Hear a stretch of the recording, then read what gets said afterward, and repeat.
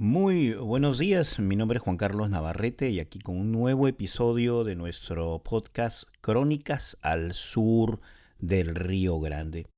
Y esta vez para contarles la historia de la fundación de otra ciudad latinoamericana.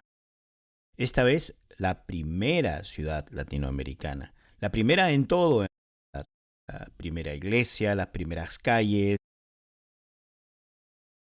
la primera avenida, la primera tienda, y me estoy refiriendo a Santo Domingo, en la República Dominicana.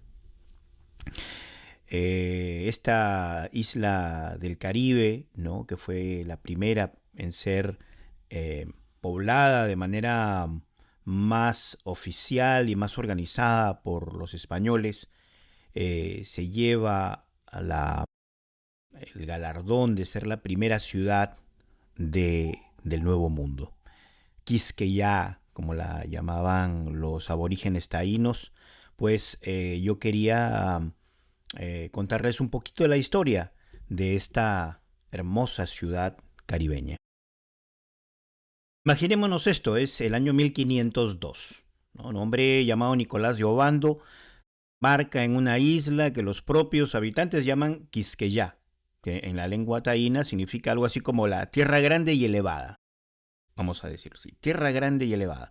Y decide construir una ciudad, no cualquier ciudad, una ciudad, digamos, con regla y compás, calles perfectamente perpendiculares, con palacios de piedra coralina que brillan bajo el sol del Caribe. Imagínense esa escena.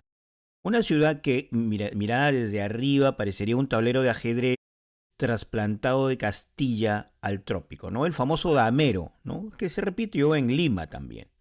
Lo que Obando estaba haciendo, aunque él no lo llamara así, era un acto de poder puro, ¿no? Borrar lo que existía y reemplazarlo con algo que dijera a gritos y en piedra, aquí manda España. Es decir, lo mismo que se hizo en Lima, con el templo de Coricancha, por ejemplo, en el Cusco, lo mismo que se hizo en México, con diferentes pirámides que en el tope de la pirámide se construía una iglesia.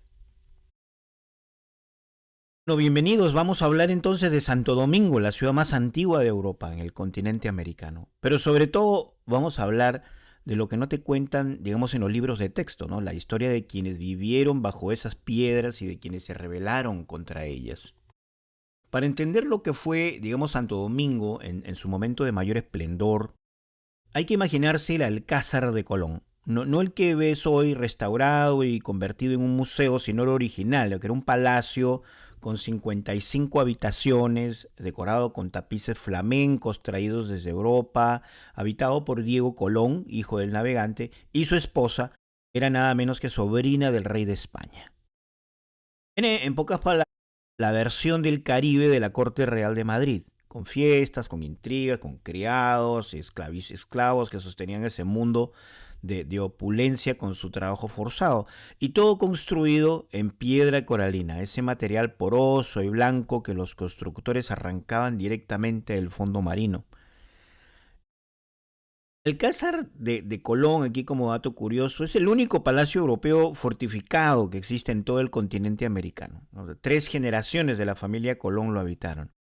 Hoy sus paredes guardan silencio, pero si pudieras escuchar los, digamos, ecos del siglo XVI, oirías los bailes de la élite colonial, los grilletes de la gente que servía a toda esa corte. Junto al Alcázar había otra joya arquitectónica que es la Casa del Cordón, llamada así por el cordón franciscano tallado en su fachada, ¿no? El símbolo de la orden religiosa que irónicamente también legitimaba la conquista en nombre de Dios. Fue la primera casa de 2 pisos construida en piedra en todo el continente americano, un hito histórico que hoy en Santo Domingo pasa bastante desapercibido. Toda esta belleza arquitectónica tenía un precio pues brutal. Construirla, mantenerla y hacer funcionar la economía de la isla, los españoles necesitaban mano de obra y la consiguieron de la peor manera posible, ¿no? Primero fue la encomienda, un sistema que también se repitió en el Perú y en otros lugares en Latinoamérica como Bolivia, un sistema que sobre el papel decía que los indígenas taínos no eran esclavos, sino trabajadores, y aquí abro comillas, encomendados, entregados a un colono español que debía protegerlos y evangelizarlos. Bueno, en la práctica era esclavitud con otro nombre. Los taínos trabajaban en las minas, campos, en las construcciones y morían. Morían de agotamiento, morían de hambre y sobre todo morían de viruela y otras enfermedades que los europeos trajeron sin saberlo y para que los taínos no tenían ninguna defensa inmunológica. En pocas décadas, una población que se contaba por cientos de miles quedó reducida a casi nada. Fue uno de los colapsos demográficos más rápidos y devastadores de la historia humana. Ante la desaparición de los taínos, la corona española tomó una decisión que marcaría el destino del Caribe para siempre: de empezar a traer personas esclavizadas desde África. Y aquí viene algo que a mí me parece en lo particular fascinante y aterrador al mismo tiempo, ¿no? Sobre cómo funciona la mente colonial, ¿no? Los españoles crearon categorías para clasificar a las personas que esclavizaban. Los llamaban ladinos, si eran africanos que ya hablaban español y conocían las costumbres europeas, y bozales, si venían directos desde África sin ese contacto previo. ¿Cuál les daba más miedo? Los ladinos. Príncipe Felipe, en una carta del año 1545, advertía que los africanos aculturados tenían mala inclinación, entre comillas, así lo escribió él, y que por su inteligencia y conocimiento del sistema podrían liderar rebeliones. El miedo del opresor, a quien conoce sus mecanismos, es tan viejo como la opresión misma. En diciembre del año 1511, algo inusual ocurrió en una iglesia de Santo Domingo. Un fraile dominico llamado Antonio de Montesinos se subió al púlpito con los encomenderos sentados en los bancos, los hombres más poderosos de la colonia, y les dijo algo que nadie esperaba escuchar. Les dijo, en esencia, ¿con qué derecho hacéis esto, no? ¿Con qué autoridad os creéis dueños de las personas? Estáis en pecado mortal. El escándalo fue, pues, mayúsculo, ¿no? Los colonos corrieron a quejarse con el gobernador, con que Montesinos se retractara. Él no lo hizo. Al domingo siguiente volvió a subir al púlpito y repitió el sermón aún más fuerte. Digamos, este sermón de Montesinos llegó hasta la corte española y provocó la redacción de las leyes de Burgos en 1512. Digamos, código legislativo de la historia colonial, porque incluía protecciones para mujeres, niños y trabajadores indígenas. Bonito en teoría, bueno, en la práctica nadie las cumplió en realidad, seguía existiendo esta encomienda que era la esclavitud. La distancia entre España y las Américas era perfecta para ignorar las leyes incómodas, ¿no? Imagínense si hoy se desconocen muchas leyes, imagínense en el siglo XVI, ¿no? Pero mientras los teólogos, digamos, debatían en Europa si los indígenas tenían alma, etcétera, en la isla estaba algo mucho más concreto y poderoso, que la gente empezaba a escapar.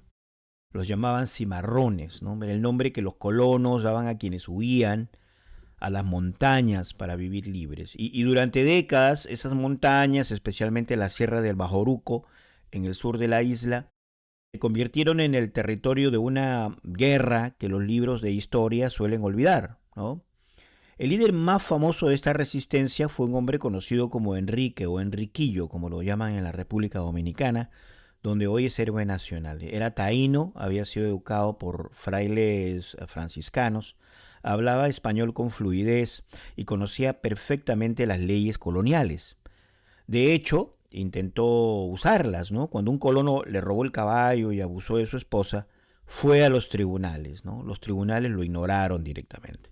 Enrique tomó a su gente, se fue a las montañas del Bajoruco y durante 14 años los españoles no pudieron atraparlo. 14 años, con toda la maquinaria militar de un imperio.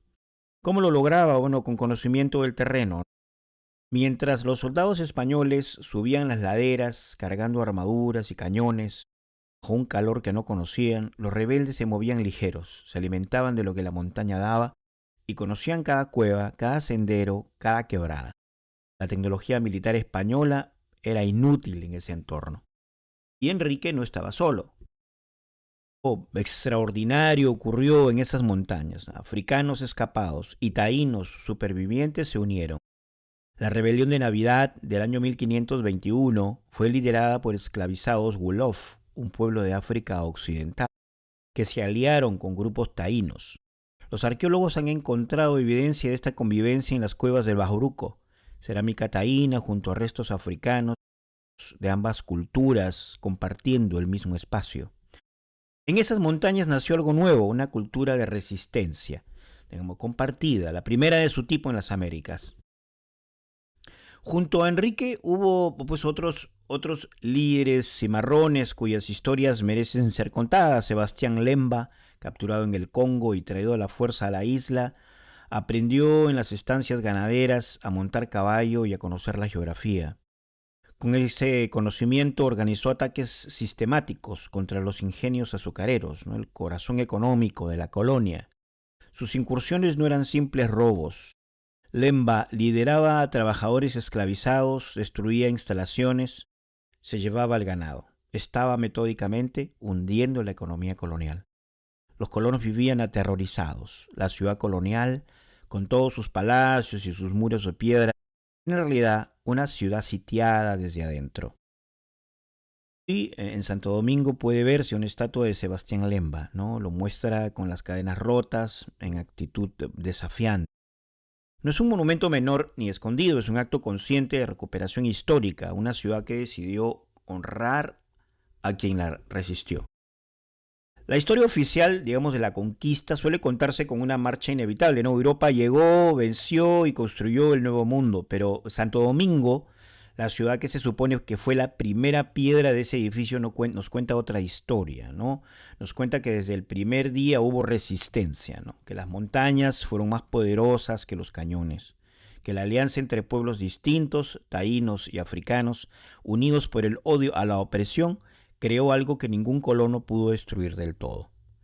Que la corona española, ese imperio que parecía invencible, tuvo que sentarse a negociar con un líder cimarrón que vivía en las cuevas del Bajoruco. El de paz de 1534 con Enrique no fue una victoria española, fue una confesión de derrota.